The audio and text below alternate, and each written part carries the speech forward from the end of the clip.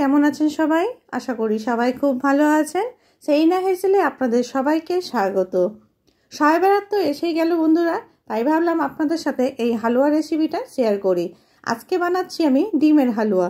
আর ডিমের হালুয়া কিন্তু খেতে দুর্দান্ত হয়। কেউ খেলে কিন্তু একদমই বুঝতে পারবে না যে এটা ডিমের হালুয়া। আর খুব সহজ পদ্ধতিতেই কিন্তু এটা হয়ে যায়। চলুন তাহলে রেসিপিটা দেখে নেওয়া যাক। আমি এখানে ডিমের হালুয়া বানানোর জন্য 4টে রুম টেম্পারেচারে থাকা ডিম নিয়েছি। আমি ডিমটাকে একটা মিক্সিং বলে আমি 4টে ডিম ফাটিয়ে নিলাম।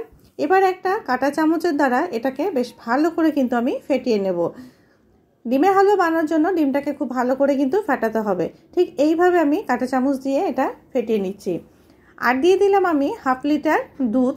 আগে থেকে আমি জাল করে ঠান্ডা করে রেখেছিলাম। দুধটা কিন্তু গরম হলে হবে না, জাল করে বেশ ঠান্ডা করে দিতে হবে। দুধটা দিয়ে ডিমের সাথে আবারও বেশ ভালো করে আমি ফেটিয়ে নিচ্ছি। আর দিয়ে দিচ্ছি আমি 1 চামচ এখানে ঘি। এবার আমি কড়াইয়ে এটা ঢেলে নিলাম মিশ্রণটা। আর গ্যাসের আঁচ মিডিয়াম রেখে এটাকে কিন্তু অনবরত নাড়তেই থাকতে হবে। এটা না অনবরত নেড়ে যেতে হবে, এটা দলা পাকিয়ে আসবে আস্তে আস্তে। আর বেশ এটাকে নাড়তেই থাকতে হবে। এবার কালারের জন্য আমি 1 চিমটি এখানে ফুড কালার দিয়ে দিলাম। আপনাদের কাছে যদি ফুড কালার না থাকে তাহলে আপনারা একটু হলুদও দিতে পারেন। এবার বেশ ভালো করে আমি আবারও এটাকে নাড়তেই থাকবো। অনবরত কিন্তু এটাকে নেড়ে যেতে হবে। আস্তে আস্তে এটা দলা পাকাবে এবং শুকিয়ে আসবে। বেশ যখন একটু দানা দানা হয়ে আসবে তখন আমি এর মধ্যে দিয়ে দেব এলাচ গুঁড়ো করে।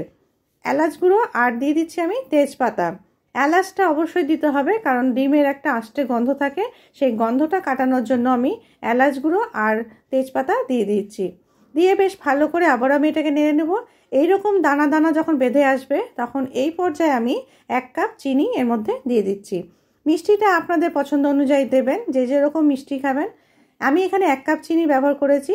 চিনিটা দেওয়ার পরে চিনিটা গলে আবার একটু জল হয়ে থাকবে। আর একটু টেস্ট বানানোর জন্য আমি 1 চিমটে নুন দিয়েছি। এবারও বেশ ভালো করে আমি এটাকে কিন্তু নেড়ে যাব। এই রকম জমাট বাঁধলে এটাকে একটু আমি চামচের দ্বারা ভেঙে ভেঙে দেব। আবার হয়ে আসছে যখন, তখন এই পর্যায়ে আমি আবারও কিন্তু 1 চামচ ঘি এর মধ্যে অ্যাড করে দিচ্ছি।